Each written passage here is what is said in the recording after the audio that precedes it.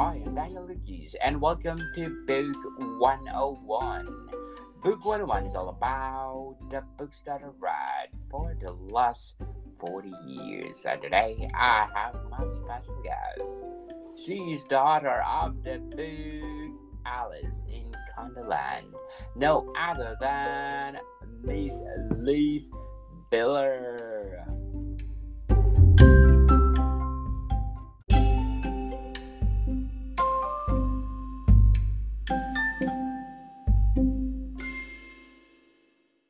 Hi, Daniel. It's great to be here. Welcome back, Miss Liz. And can you please introduce yourself?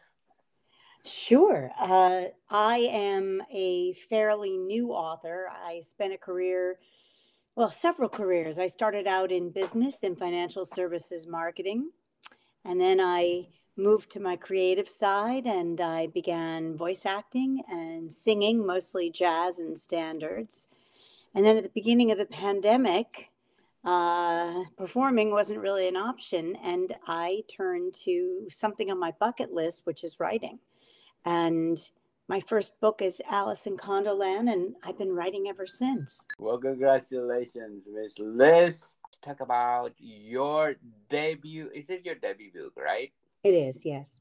Let's talk about your debut book and let's read it. All right. So, this is a book about a young woman who goes from New York City to South Florida. And things in New York work according to rules she understands, and you do the right thing. At least that's what she perceives. And when she gets to South Florida, the rules don't apply, and she finds corruption everywhere. And she can't handle it. But let's just start at the beginning so you understand how she made her transition. Yes. Okay, chapter 1. From Yuppies to Yentas. I never planned to live in Florida. I first visited Boca Raton on a business trip. My employer, Big Effing Card, BFC, had a call center there. It was a warm, sunny escape from winter in Manhattan, and SPF 70 was a small price to pay for 3 days in paradise. My cousin fixed me up with a charming Cuban in Miami Beach. Forewarned of his womanizing, I expected nothing more than a good-looking tour guide. He must have charmed the front desk clerk because he knocked on my hotel room door unannounced. Just a minute. I ran to the bathroom, sprayed my honey-colored bob against the humidity, and put on mauve lipstick. My favorite little black dress hugged my trim figure. Whatever curves I had were on display. I opened the door. Where's the funeral? He asked. Not the reaction I envisioned. What do you mean? I looked down at my dress. He put his finger under my chin and lifted my face. He was 6 feet tall. Even with my 3-inch heels, he had 6 inches on me. Why is a beautiful girl like you wearing black? I'm from New York. He flashed a dimpled smile. I'm teasing you, Flaca. You look stunning. This is some tour guide. We dined and danced at a famous Cuban restaurant on Lincoln Road in Miami Beach. Palm trees grew between the tables with skylights overhead. I'd never seen anything like it, or him. He lived in the moment, and in that moment, so did I. I returned to Florida a few weeks later for a wedding in Key Biscayne. An Argentinian friend from business school was marrying his childhood sweetheart, and I invited the Cuban as my date. The ceremony started at 7 p.m. My date picked me up at 7:15. 7:15. Flaca, you're wearing color. I bought a red dress for the occasion. Does he own a watch? I started the ceremony singing Ave Maria. I said, we're late. I've ruined my friend's wedding. Relax, Flaca. It's an Argentine wedding, right? I nodded. They're on Latin time. Time is time, and the ceremony started 15 minutes ago. I took deep breaths. They didn't help. We'll be early, don't worry. I couldn't look at him. I was so angry. We arrived at 7:30. I ran to the hotel door while he sauntered past the palm trees, hands in the pockets of his beige linen suit, admiring the birds of paradise and the bougainvillea spilling onto either side of the sidewalk. Panting, I opened the door and ran inside to apologize. The equipment room was empty. Guests started arriving an hour later, and I began singing at 9 p.m. Back in New York, exhaust fumes greeted me at the pickup area outside LaGuardia. In the taxi to my apartment, I stared out the window.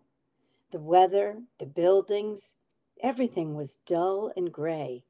I hadn't noticed before. But I love New York. I had a coveted marketing job at BFC. Great friends.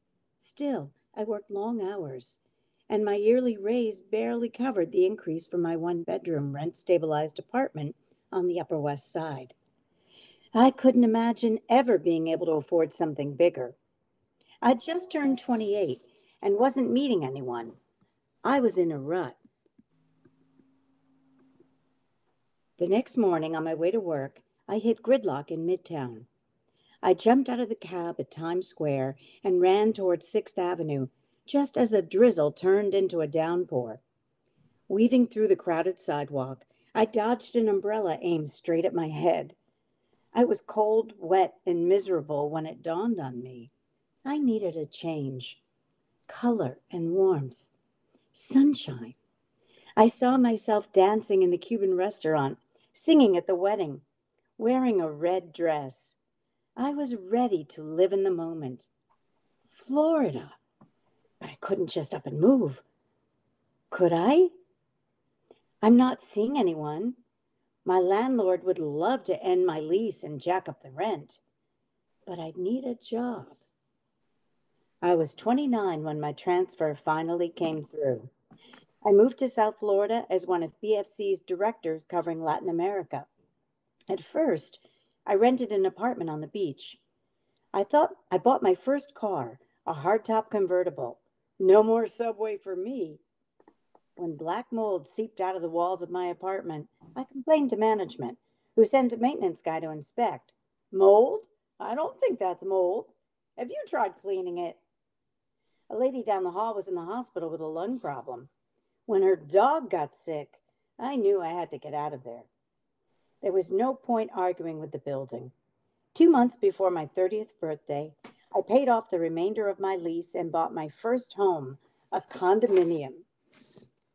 My one-bedroom rent-stabilized apartment on the Upper West Side cost more than my South Florida condo mortgage and monthly maintenance combined.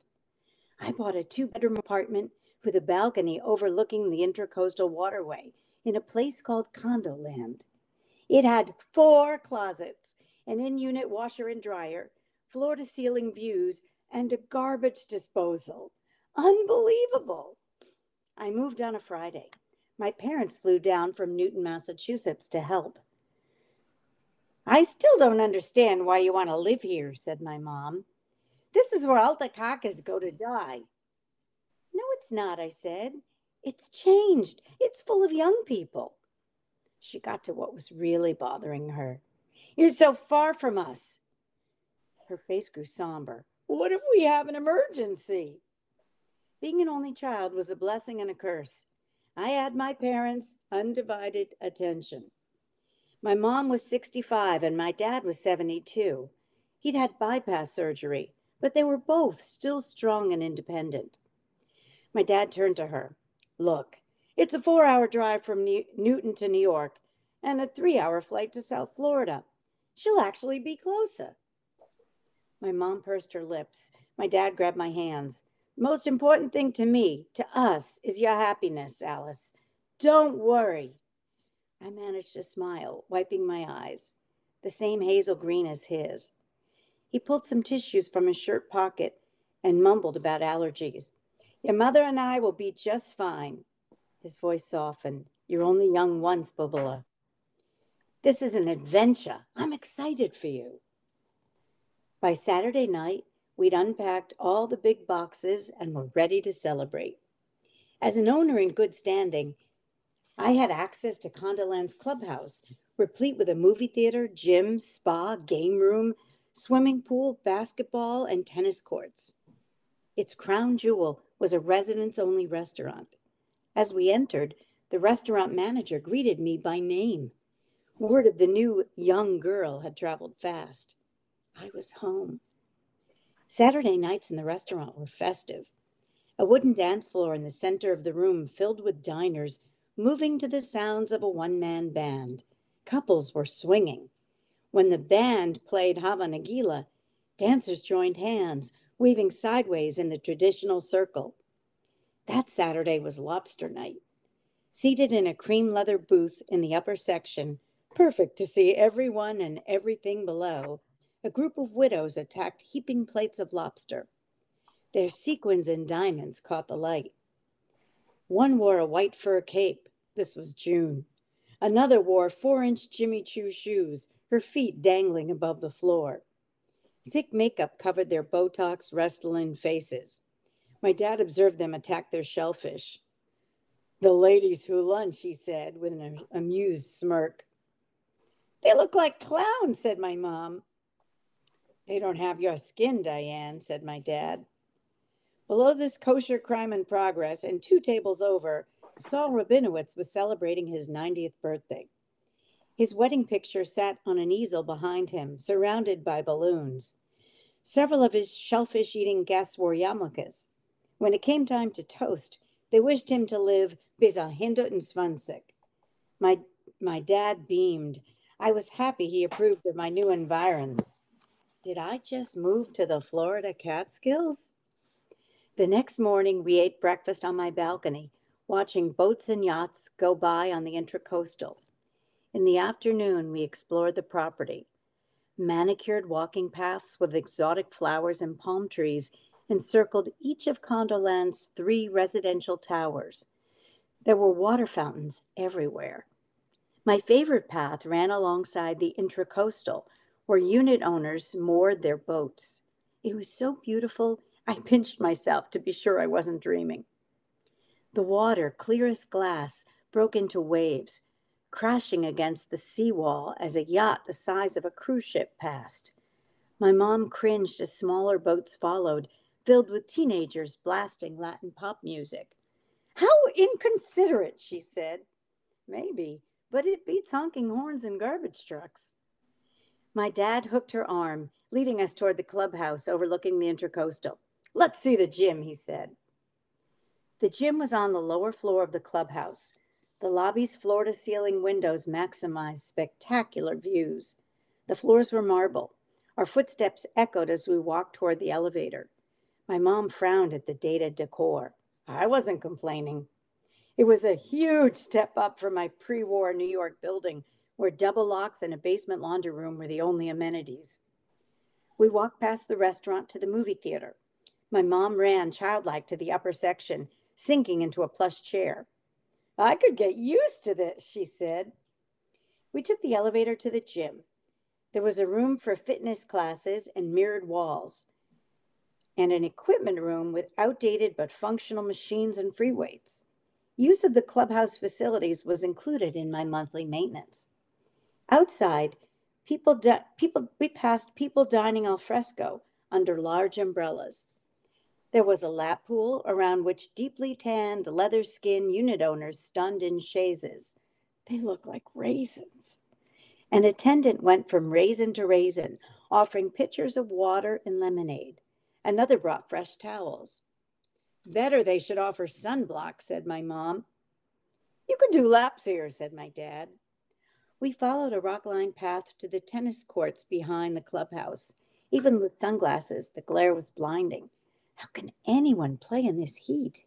Returning to Condoland 1, we explored the public rooms in the lobby. A party room, game room, conference room, and a card room filled with ladies sitting 4 to a table. My mom wandered into the wood-paneled library. Searching shelves of donated books, she pulled out poetry by Emily Dickinson. "Mommy, take it with you." "Really?" "We're on the honor system. Just bring it back when you finish." "I can't get over it," she gushed. "My daughter has her own library." "Come on, honey," said my dad. "Let's help Alice finish unpacking." He checked my mailbox while I took my mom to the ladies' room. We joined him in the mail room just in time. The widows from last night were encircling. He was the perfect trifecta: breathing, ambulatory and alone. He seemed oblivious, and I pulled him out of there before my mom noticed. One widow turned to another and whispered loudly, "Oi, he's married." I glared at her. She glared back, defiant. The night before their flight home, I served drinks on the balcony. As the sun set, the ocean changed colors, green near the shore, to aqua, to sapphire, to navy near the horizon. The sky flared bright orange as the sun set, filled with white cotton balls. My dad said he wanted to reach up and touch them. I'm still tempted. Amazing chapter of Oh, Alice in Condoland. thank you. Thank you very much. But before we go on, I want to shout out to my daily ranks according to my Apple chart because in Norway, I got 20 on the Apple chart. Malaysia 131, Zambia 166, Nepal at 180, Thailand at 150, Uganda 150, Albania at 47, Kazakhstan at 64, Bahrain at 82, Mongolia at 136, and a lot more. Thank you so much for supporting this podcast because this podcast is created to empower writers all over the world like Miss Liz Bieler. So Miss Liz, Alice in Condoland, how did you craft it? Well, I really had no idea what I was doing when I started. So I joined a writers group, and that was fortuitous. And it just took about, I don't know, 3,000 edit rounds. I got it was a lot of writing and writing, but it was truly a labor of love. Certainly. How did you come up with the title of Alice in Condoland? Well, she's just in a strange universe. I mean, she really cannot fathom what's going on in this place. And so, because it was odd, I thought her name is Alice, and it's an odd situation. And it's obviously a play on Alice in Wonderland. What was the writing process like? I would try to write at least 2 pages a day, which I learned visiting the Hemingway house in Key West that's what he did. And some days I'd have 3 or 4 pages, and some days it would only be one. But on average, I tried to do 2 pages a day, a chapter a week, and I just sat down every day and did it. And then I had to rewrite several times, number of times. The writers group was, I mean, a godsend. And my advice to anyone who's getting started is join a writers group. You can find them in your public library. You can find them on Meetup. You can find them on the internet. It is a safe place for you to try new things and get helpful feedback and to give feedback. And you learn by helping each other. Yes. So Miss Liz, did you draw from any personal experiences when you crafting the story or character? I think every writer draws from what they know. And I had lived in South Florida for over 20 years. Corruption there is a daily headline. I mean, it's just what happens and particularly in condos, they have a big problem. And I lived in a condo, so I knew the characters, the stereotypes. I knew the funny of it, and I think as we were in the lockdown at the beginning of the pandemic, I had time on my hands. That's when I started this, and I found that the headlines were just full of corruption, and it bothered me. So, like Alice, I don't like corruption. I don't like dishonesty. So I think that was a personal experience that drove it, and some general highlights of the character. I lived in New York. I moved to South Florida. So those are the similarities, I would say. Yes, and according to Miss Sarah M, I love it. So what are the elements that you put in your story that people love it? Let's see. I think it starts with the humor. because I tried to make it funny because I think that there's a lesson in this about personal empowerment, but you have to, people can absorb information or messages, I think, more readily when we're in a good mood. So when we're laughing.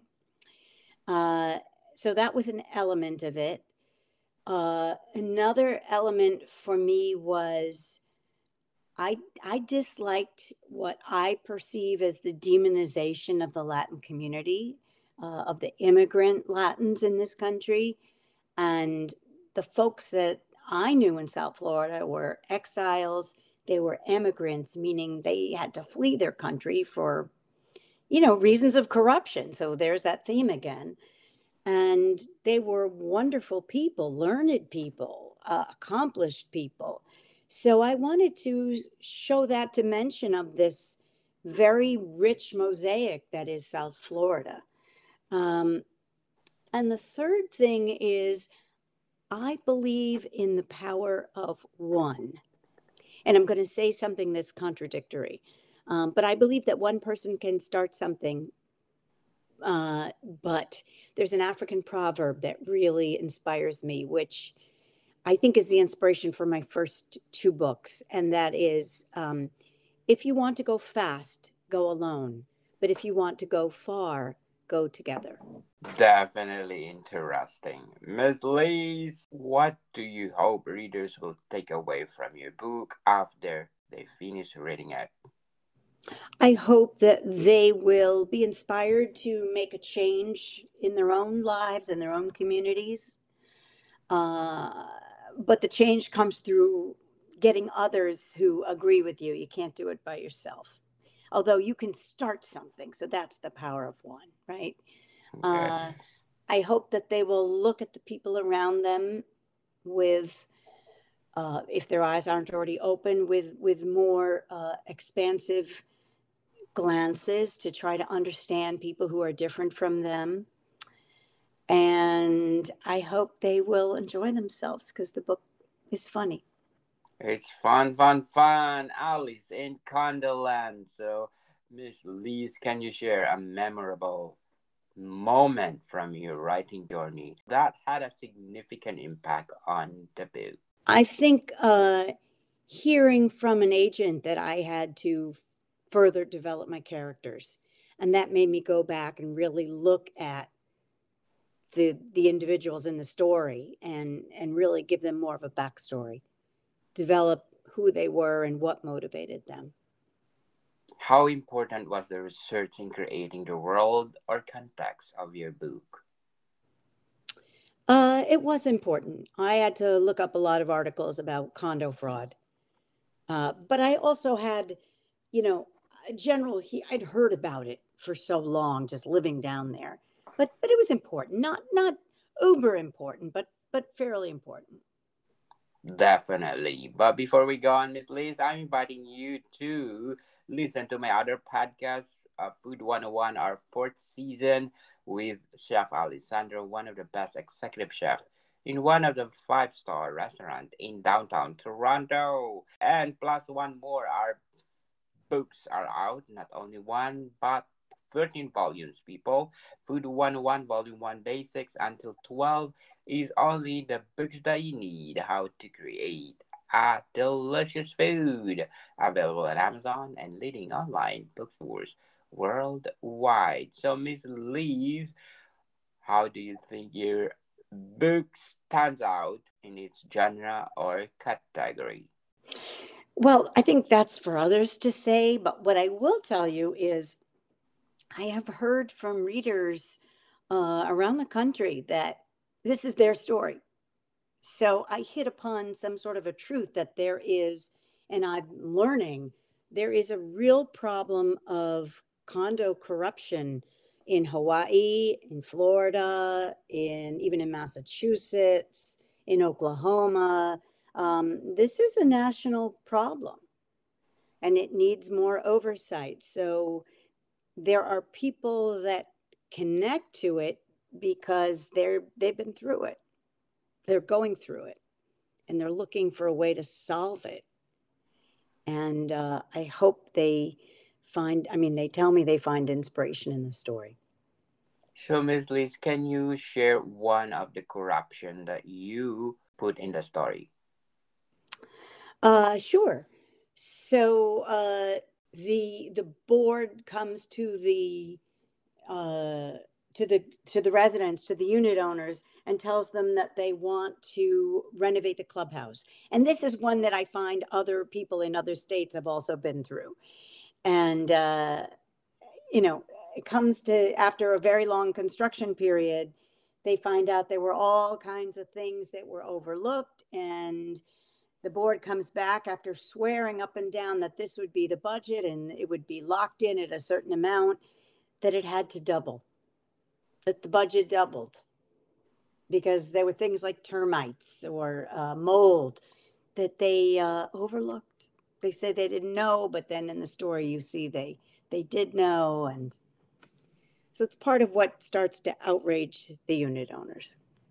Oh, yes, interesting indeed, Miss Lee. So, there's a is there a follow up for this? At this time, no. Are you Uh, planning to? no, at this time I'm not. I talked to a couple producers who told me to think about it, but as far as I know right now, I'm not. I don't see it. I think it's a one-off story. Okay, so Miss Lee, lastly, what's next for you as an author? The next book is going to be called The Summer of '76. It's a middle grade story that takes place in Lexington, Massachusetts. And it takes place between 1976 and 1776. So, totally different setting, but a similar theme of one person trying to organize others to fight a wrong. Yes, indeed. So, what will be the timeline? I don't know. I'm doing my 10,483rd review right now. Revision. I'm going through my last round, and then I'll try to submit it for publishing. Good luck for that, Miss Liz, and Thank you. you are most welcome to come back and promote it. Let's Thank you. read it and talk about how you crafted the book itself. Can you invite our listeners to support Alice in Condoland? Absolutely. You can find it pretty much anywhere you buy books online, and your bookstore can order it for you. And I hope you will enjoy it. Yes, people, let's support Miss Liz because if you support her, more books to come, right, That's Miss right. Liz? That is exactly right. Thank you. Yes, and Miss Liz, thank you for reading and thank you for your time. Thank you for having me, Daniel. It's a pleasure. More to come, people. See you soon.